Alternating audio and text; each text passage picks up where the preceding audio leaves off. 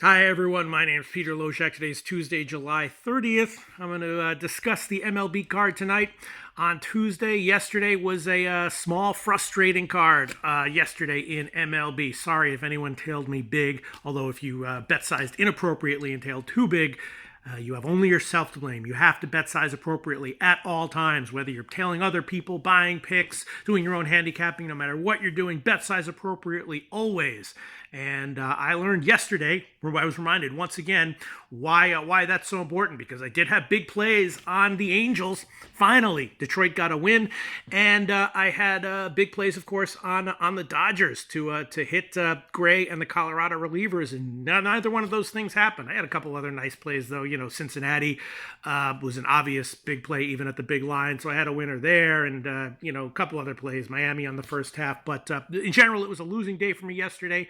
Again, I had the Angels -1. I've talked about it every time that I've been fading Detroit as a big favorite, taking a big favorite, fading Detroit. I was always saying that I thought the value was there, but that if it loses, I will be okay with it because I bet sized appropriately. And if you have been fading Detroit, all these games overall, you of course would be way up, but not if you are going all in every time. So hopefully no one went all in on the Angels yesterday. Big loss there, and the Dodgers Colorado was an interesting game as well. All right, so let's get to the Tuesday card. It's 4 o'clock Eastern time right now, so it's a little bit late, but I'll go over what I did.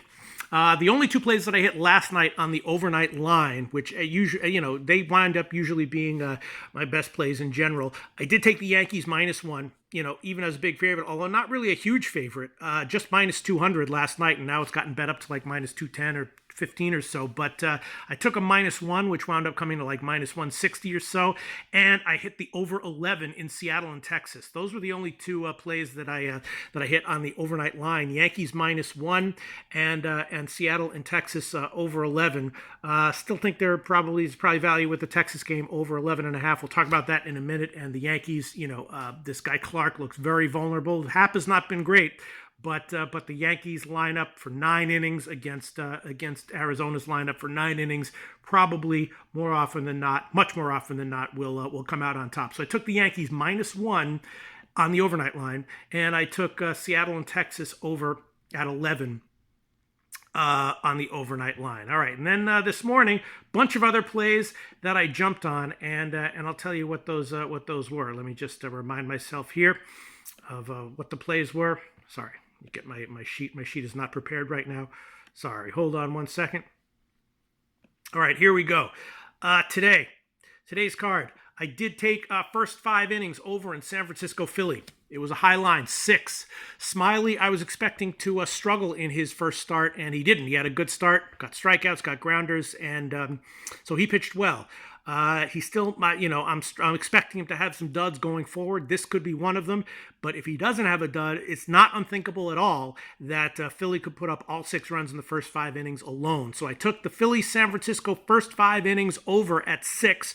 And I also took a shot with the Philly first 5 team total over at 2.5. This is not a good spot for San Francisco's starter, and Philly might hit him. I also took a small shot with San Francisco on the full game team total over at 4.5. San Francisco's lineup has been much better recently, and whether they hit Smiley or the bullpen, I took a small shot with San Francisco on the full game team total over. But the play I'm liking the most in this one, first 5 over 6, and Philly first 5 team total over at 2.5. Again, the Yankees-Arizona game, I did take the Yankees -1. Also took a small shot with the first 5 innings over at 6.5. Again, sort of similar situation to the Philly game. I think Hap is vulnerable. But even if Hap suddenly, surprisingly has a 5-inning shutout start, it's not unthinkable that the Yankees could put up 7 in 5 innings against Clark. So I like the first 5 innings over there at 6.5. And but my favorite play though is just Yankees -1. Atlanta Washington, very interesting. Again, this guy started for Washington. looking kind of vulnerable. He has had some success in the majors, but in general, a relatively vulnerable starter here. Tehran has been good. I did take a shot with the Atlanta first 5 team total over at 2.5, and also a shot with Atlanta at on the first 5 innings at minus 120. I took both of those, kind of no-brainerish. Tehran could get hit, but it's entirely possible that if he does, Fedde gets hit even harder. So I took Atlanta first 5 team total over, and I also took a small shot with the Atlanta full game team total over when it was 4.5. Now it's up to 5.5 at plus money, but I took it 4.5 minus 140. Tampa Bay Boston, interesting game. Morton against Price. I don't really want to fade either of those starting pitchers, but I did take the second half over 3.5 at minus 120. Second half over 3.5 minus 120. Minnesota Miami, very interesting game. Again, this guy, Zach Gallen from Miami, a guy I've been talking about, kind of high on him. I was expecting him to have success in the majors, and his first few starts weren't that good. His last start was much better, pretty impressive. Odorizzi has definitely been struggling. Not sure what I think about this game as far as the full game lines and the first 5 inning lines are concerned, but I definitely hit Minnesota on the second half at minus 145. That was a no-brainer play, one of my favorite plays on the card. Minnesota second half at minus 145, and I might take a shot with Miami on the first 5 team total over to hit Odorizzi. Still trying to figure out what I want to do there. Maybe Miami on the first 5, but I haven't hit those yet. Those are just leans. Minnesota second half is definitely a play that I hit. Pittsburgh and Cincinnati, going to be a pass for me, although I'm definitely leaning over on that one. I might hit that one later, but as of right now, no plays, leans to the over. Houston-Cleveland, very interesting game. Verlander against Bieber. I was thinking Verlander might have some struggles in the second half of the season. That has not happened yet. But he's going up against Bieber, who's also been great. This is an interesting game. As of right now, I have no plays, but I'm telling you what I'm thinking about. Thinking about maybe taking Houston on the second half, which is just minus 130. Could be a good bet whether Verlander has a good start or gets hit. If he has a good start, he might go 7 or 8 shutout innings. And if he has a bad start, then you got Houston as a road team that's down. So on the second half. So I haven't hit it yet, but I'm definitely thinking about taking Houston on the second half. Seattle, Texas, definitely hit the full game over at 11 on the overnight line. It's up to 11.5 now, and I definitely hit the first 5 innings over at 6.5 with Leak and Jurado going. Both those guys should be vulnerable. Leak, of course, has been quite impressive this year relative to how he's been in years past, but this is not a good spot for him, and Jurado could get hit as well. So I took the first 5 innings over at 6.5, and I also took a shot with the Seattle first 5 team total over at 2.5 as well, and the Texas first 5 team total over as well. But my main play was just the first 5 over. And again, the full game over on the overnight line. Mets and White Sox is interesting. Not sure if I'm going to play it, but I'm definitely leaning first 5 innings under at 5. Haven't hit it yet, though, and I'll probably just wind up passing. Syndergaard and Lopez, a little bit, they're excellent, but not 100% reliable. So, I'm probably going to wind up passing. Definitely leaning first 5 under at 5. Toronto and KC is another interesting one. I'm definitely leaning Toronto on the second half right now, but I haven't taken a shot with that one yet.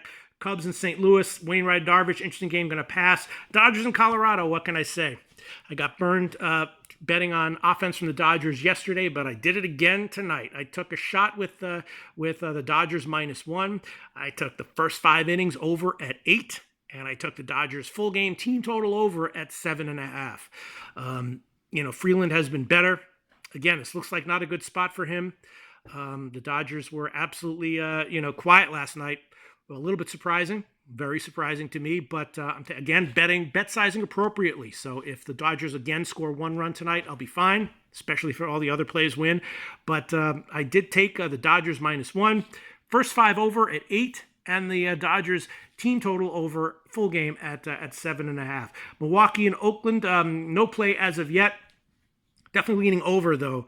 Not sure if I'm going to pull the trigger on it, but thinking about it, going to look into that one a little bit more. And then the Detroit Angels game, Verhagen is a guy I'd love to fade, but this is, again, another massive line for the Angels. I want to lean Angels here, but, with Canning starting, the line approaching -300, I definitely haven't bet this one yet, and I might just pass on it. Now, I'm leaning over, and, I guess I'm leaning Angels, but not even really. I'm not seriously thinking about betting them here.